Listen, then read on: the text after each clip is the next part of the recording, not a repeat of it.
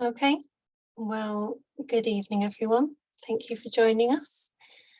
And we're going to be talking about the Kent's Magnificent Moths project, which is a new project funded by the National Lottery Heritage Fund and being led by Butterfly Conservation, but involving many partners as well, running until March 2024. So this is the largest conservation project that Butterfly Conservation has ever done for a specific region, shining the spotlight on our rare and often misunderstood moths. We are coordinating the management for these 8 priority moth species on a landscape scale and raising awareness within local communities in Kent of just how special it is to be supporting these species on our doorstep. Having a project entirely revolving around the conservation of moths has been in the pipeline for some time here at Butterfly Conservation.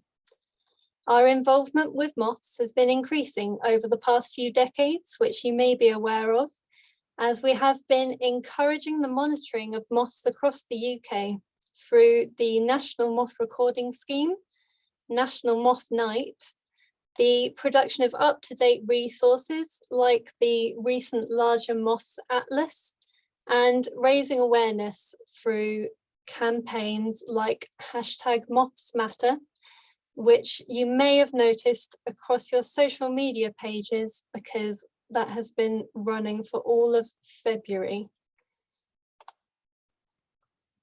Now, the increased recording all feeds back into identifying priority species and knowing where we can target conservation work for them along the species recovery journey, which is shown in this chart. This often starts with research. We research their ecological preferences as their populations are declining to find out the reason for the decline. A lot of the time with moths, it's because they're very specific with the food plant that they will eat. And a lot of the moths you'll hear about in this presentation are very picky and they only feed on one plant, which in itself can also be a rare plant, which then contributes towards why the moth is rare. Then once we've worked out why they're declining, management can begin to be trialed, improved and rolled out across a landscape until populations can sustain themselves with reduced intervention from us. Until now, this has involved focusing on only one moth in a particular area at a time due to their very specific habitat requirements.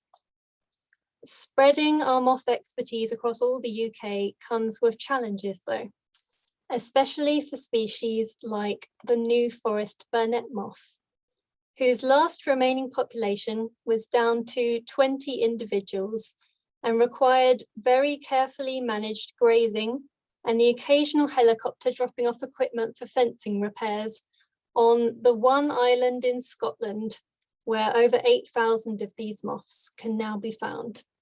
So it's fairly well along on its species recovery, even though it's still only on that one island and it's been lost from the New Forest, unfortunately. For the striped lickness moth, with this rather spotty caterpillar here, it's in the middle of its species recovery curve.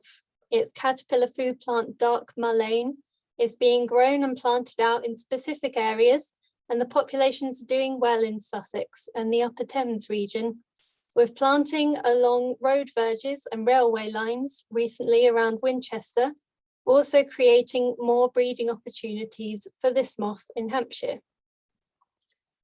But Butterfly Conservation also uses moth records to identify the declining species at the start of their species recovery journey. Through encouraging targeted species surveys to increase our understanding of why the moths that were once more widespread across the south, like the large red-belted clearwing, are being seen less often, despite an increase in people out looking for them, often with pheromone lures, which are the scent of the female moth and can be used to attract in any males in the area, so we know if there's a population there or not. So as targeted conservation work like this often needs dedicated people to deliver the advice to landowners and train volunteers in surveying, it was decided that we will pick one region of the UK to focus all of our moth attention for a 3-year project. So this map of where the Biodiversity Action Plan species are found was created. There are a few hotspots in the south, but what sets the Kent species apart is that many of them cannot be found in any other part of the UK.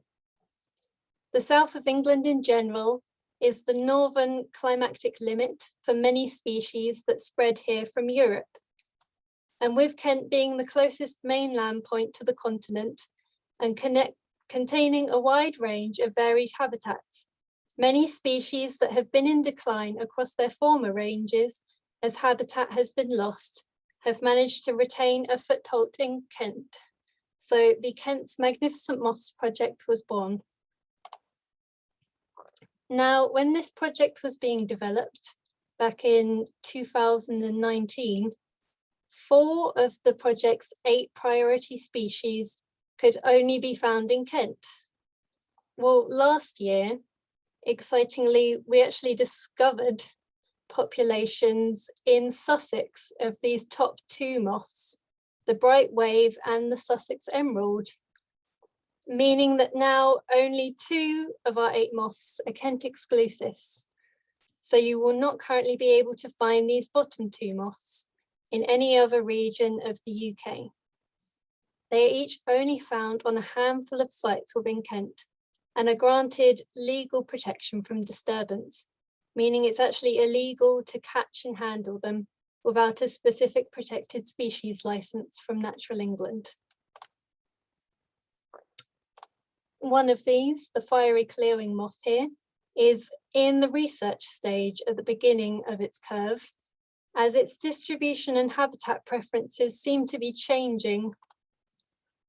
Fortunately, you don't need to disturb any fiery clearings to find their breeding sites, because the way to monitor the fiery clearing is by looking for eggs, but they're not quite as colourful and easy to spot as these ones. Fiery clearing surveying involves going on a coastal walk, then telling whoever you're walking with to stop every time you find a curled dock plant and wait while you check the stem, trying to find these, the shiny black eggs freshly laid by the fiery clearing moth. Now, if you look up information about what this species likes, its habitat preferences, every fiery clearing breeding site is like this beach. It's a free draining substrate with plenty of curled dock plants growing in the areas that the waves never reach to wash them away. And I would think the majority of you, having just experienced the storms that we've had in the past week, would see the problem with this, because in recent winters, storms have become a lot more intense, linked with climate change, and it's been washing away increasingly more of these coastal sites. And the number of curled dock plants and the eggs found on them are both declining. But an adult fiery clearing was spotted in 2020 on a site 2 kilometers inland from one of their traditional breeding sites. It didn't have their traditional warm microclimate or a free draining soil substrate, so I wasn't expecting much when I searched the local area last year, hoping that a fiery clearing that had been forced to move inland by loss of habitat along the coast had become a bit less picky about their breeding habitat requirements and was starting to successfully breed inland. And tripping over a breeding pair during my first survey of this entirely unsuitable site, according to all the field guides, was pretty compelling evidence that they were breeding here. Now you can tell that these are fiery clearwings and not one of the UK's other clearwing species from their fiery orange coloured scales on their wings that set them apart. And on a further check of the surrounding dock plants, we found hundreds of their shiny black eggs too. So we've been hosting egg identification training days and survey days for volunteers at various sites and asking them to keep a lookout in the surrounding area. And a total of 14 new breeding locations were found for them last year. And with plans to train more people and check more sites inland next year, we hope to gather more information about the fiery clearwings as they venture into their new habitats and their preferences change. Now, if you're outside of Kent, you may not be able to find a fiery clearwing, but there will still be a range of day-flying moth species that you can look out for while you're out and about looking for butterflies anyway. As the majority of the moth records that we receive are submitted through garden moth light traps, the day-flying moth species like the burnets can end up under-recorded. The 6-spot burnet is often the most commonly seen, and it shows up in the big butterfly count as well. It's this one spot near the wingtip that is the 6th spot that you need to look out for to confirm whether or not you found the 6-spot burnet. Because if you take a closer look to check which species you found, you could realise you've come across one of the 5-spot burnets too. There are 2 of them, and they can look very similar and difficult to distinguish. In general, the forewing of the narrow-bordered 5-spot burnet is longer and more pointed, but they look fairly similar from these pictures here. Now, it's not just grasslands where you can look for moths during the day, because sunny areas in woodlands can be great places to find moths as well as butterflies. The mother Shipton moth can be seen during the day across a range of habitat types, but woodland rides are a likely place to see them, and the characteristic witch's face pattern on their wings that gives them their common name.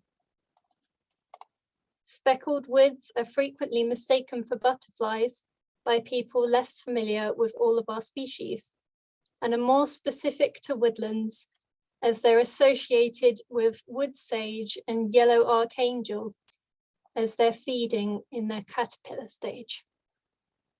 And lastly, but not least, you may have the impression that all micro moths are too small and similar looking to be able to confidently record them, that you haven't met Jeff yet.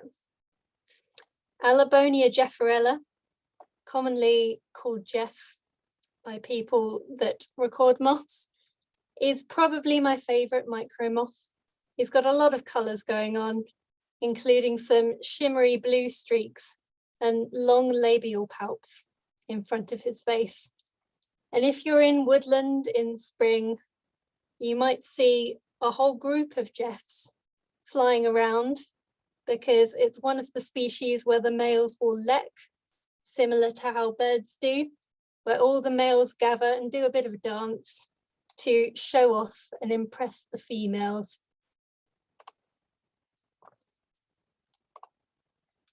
Now, the white-spotted sable moth is the main micro moth that our project is working on, and it's in the trial management stage.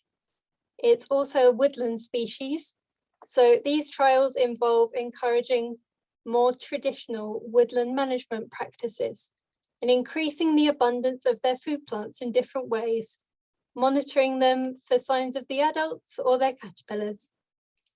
And the trial management techniques which prove most successful can then be rolled out to other woodlands in Kent.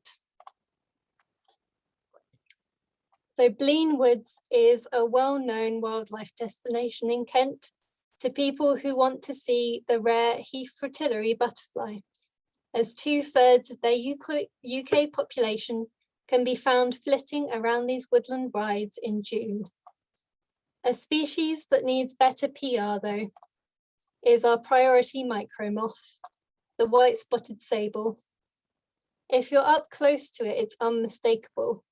It's jet black with white polka dots and orange hair tufts.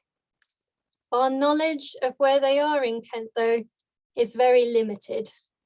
It's only being recorded from an average of 1 or 2 sites a year. And the clue for why this is, well, it's in the name micromoth. It's about the size of your fingernail. It only flies in sunshine, and it has a tendency to spiral down into ground vegetation, never to be seen again when it spots someone coming towards it, which is not ideal when you need a photo of it to back up your record.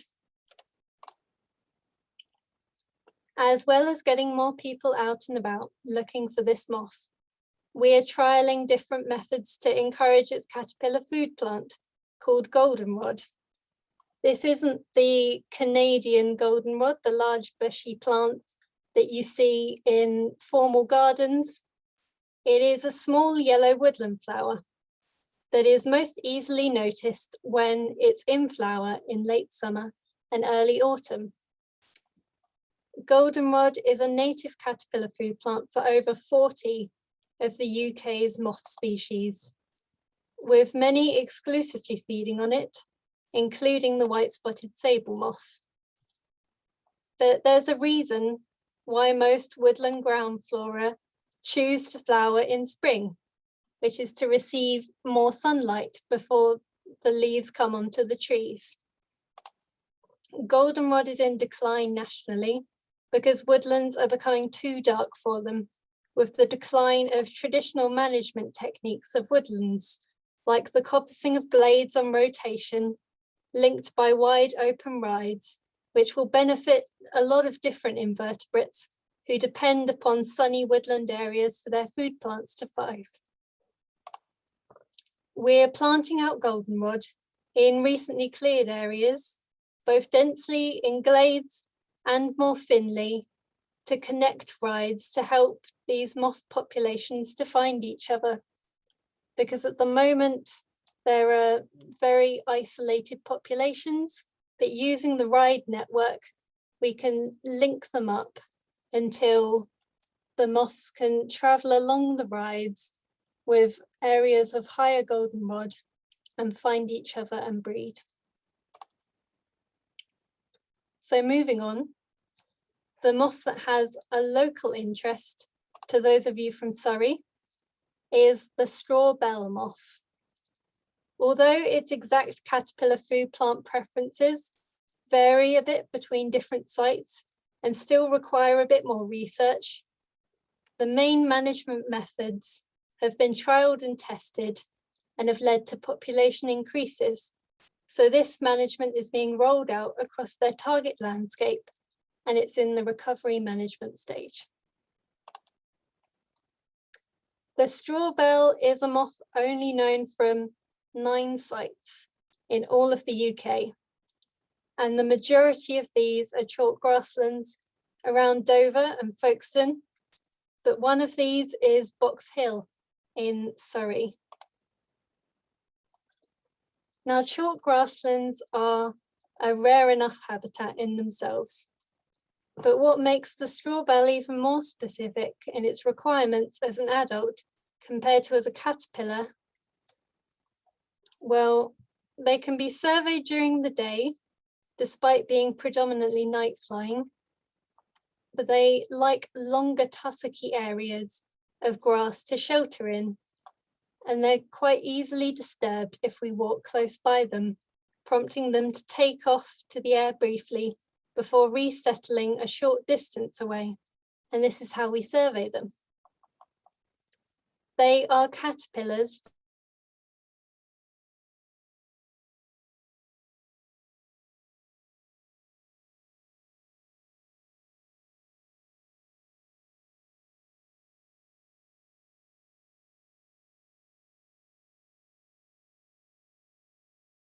entire winter, it tends to create a very uniform, short grass height, without these longer areas that the adults and caterpillars like to shelter in. It's more likely that you will leave long areas of grass if you have cattle grazing over the winter, because they graze differently, leaving a greater variety of grass lengths behind them and lots of different niches and microclimates for lots of different caterpillars to spend the winter in. If we look closely, there are very varied grass heights here. In the shorter areas, there is some bare ground, ideal for a bit of caterpillar basking. And the areas with shorter grass also have a higher wildflower diversity. And this includes some of the potential straw bale caterpillar food plants. These are wild parsnip, wild thyme, thyme-leaved speedwell, common bird's foot trefoil, fairy flax, black medic, and yarrow. Now, these are not especially uncommon plants or plants that are closely related to each other, but having a lot of these plants also close to longer grass tussocks and also close to warm areas of exposed chalk ground are the combined requirements that, together with this moth's slow new site colonization rate, means that there are very few sites remaining where it can find suitable habitat, and leads to the moth sometimes getting very isolated, like on this one hill in Surrey. Now, there are many more species that are under-recorded and could do with some extra people looking out for them in chalk grassland habitats. And these few species are specific to chalk grasslands, and I frequently come across them during the daytime surveys looking for straw bale moths, as they do well in the same habitats. And these moths all indicate that you're in good quality chalk grassland, and they will be disturbed from their resting spots as you walk through the grass looking for butterflies. When fresh, the chalk carpet and lace border have chalky white wings, blending in with the chalk if they're resting on the ground, and they're easily disturbed. Another easily recognizable micro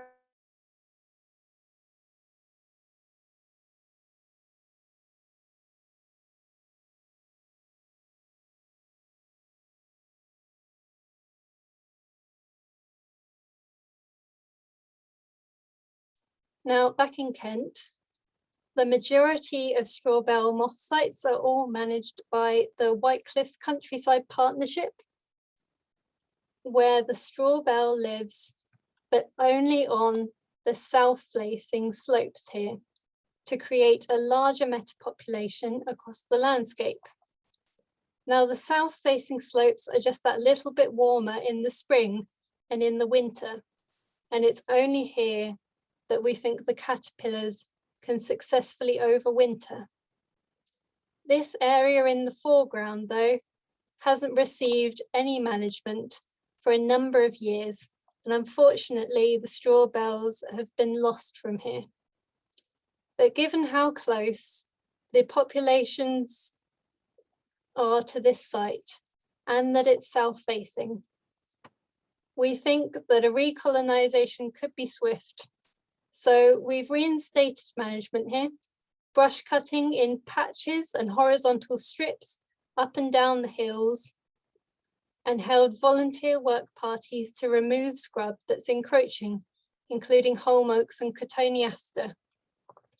And land managers of other similar chalk grassland sites are being supported and offered advice in how they can replicate this management.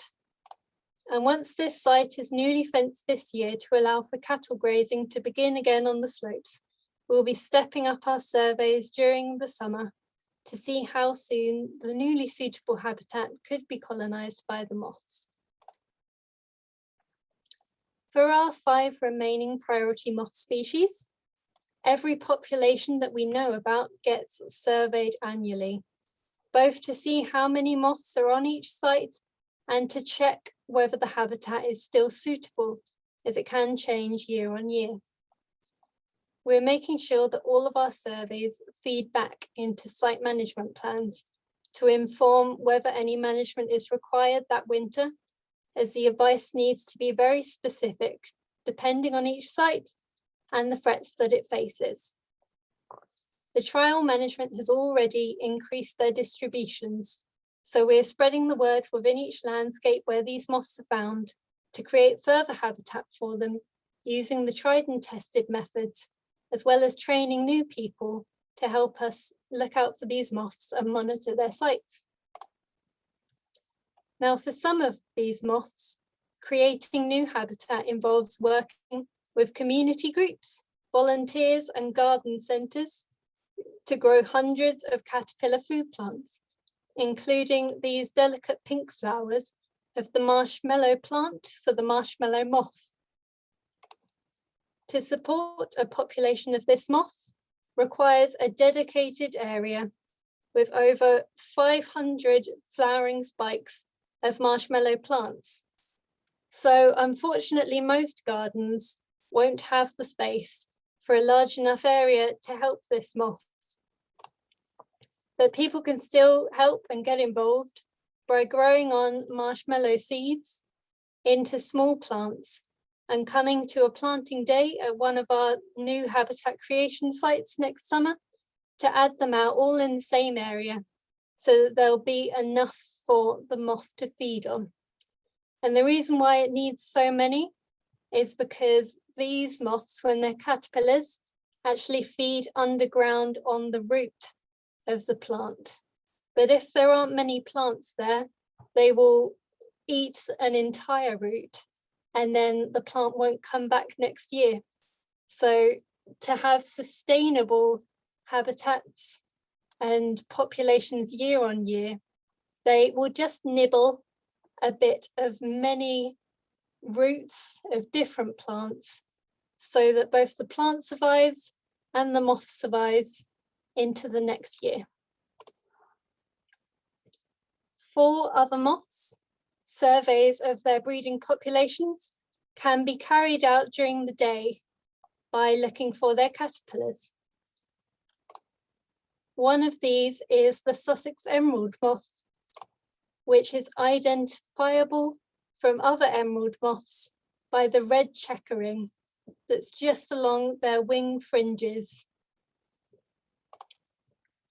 Now, the larvae of Sussex emerald moths mostly feed on wild carrot. This is a much commoner plant than marshmallow, but this moth's habitat is enriched vegetated shingle, which does restrict where suitable habitat can be created for it. Rabbit grazing has reduced the carrot survival in their long-term population stronghold in Kent, which is Dungeness, where the wild carrot now struggles to reach maturity and flower if it's not within these specifically created rabbit fenced plots for the moth. But as of this year, Rye Harbour Nature Reserve, just across the border in Sussex, is one of only 2 places in the UK where both the Sussex Emerald and the marshmallow moths breed on the same site, due to years of dedicated habitat creation efforts led by the Sussex Wildlife Trust, who have been encouraging the Sussex Emerald to breed in Sussex for the first time. This involved fencing off areas of shingle, sowing wild carrot seeds, and removing areas of encroaching bramble to provide an open but safe habitat, rabbit-free, for the caterpillars to survive. As you can see, this fenced area is also where the Sussex Wildlife Trust runs their moth trap from. So after a few years of noticing Sussex Emerald adults appearing in their trap in increasing numbers, a search for their caterpillars feeding on wild carrot was finally successful last May, with 2 tiny green and red striped caterpillars found, rewarding years of habitat management work done by dedicated people patiently waiting for the moths to decide it had become their suitable breeding habitat. Of course, there are more widespread moth species that are easier to find and show people to spark their interest in moths. Because finding out that there are over 2,500 moth species in the UK is a bit intimidating to hear if you're just considering whether to get interested in moths. So a good way to start is by finding a local group to join who already does some moth trap evenings or mornings, which is a great way to get familiar with some of our moth species, learn from the local experts, and see whether moth trapping is for you before thinking about purchasing your own identification books and garden moth traps. The Surrey Moth Group would be a good place to start if you're from Sussex and you need help identifying the moths you see in your gardens. And the upcoming Moth Night this May has a woodland theme. And through checking the Moth Night website nearer to the time, you'll be able to see where your nearest moth event is going to be and find out how you can join in. Now, if you ran a moth traps light overnight, in most gardens, you would easily get over 100 moth species visiting you within a year. But moth traps aren't required to see the eye-catching hummingbird hawk moth that annually migrates here, or many other species that can fly during the day or the night, like the mint moth and the cinnabar. And you can easily encourage these species to breed in your garden by providing for them in their caterpillar stages.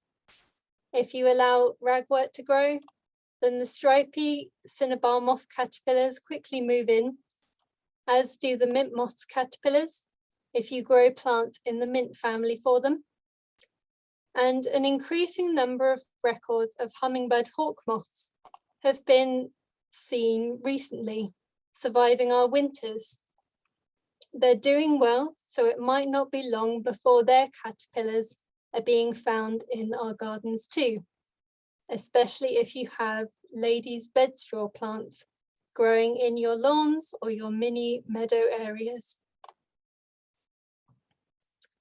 Now, seeing the beauty and diversity of our more widespread moth species in person is an invaluable way to foster interest in moths. Often mistakenly considered the less flashy cousins of the butterflies, but only by those not well acquainted with them.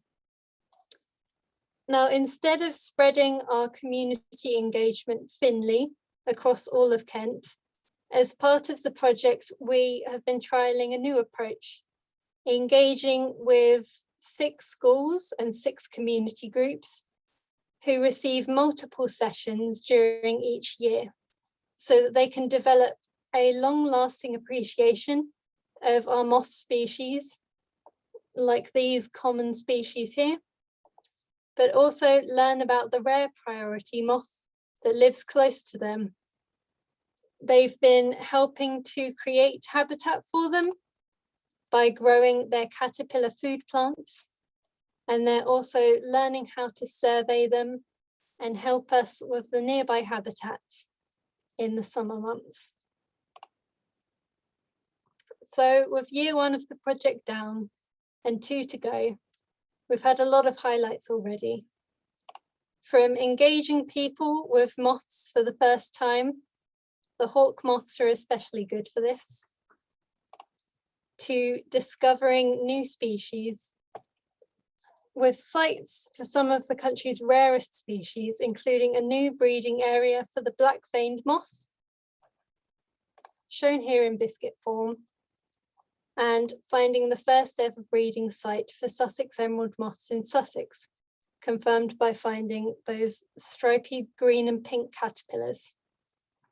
And over the past few months, we've been getting our community groups out restoring and creating new habitat for these moths across Kent. And we have a packed survey schedule lined up for the coming field season, which we would love more volunteers to get involved in as well.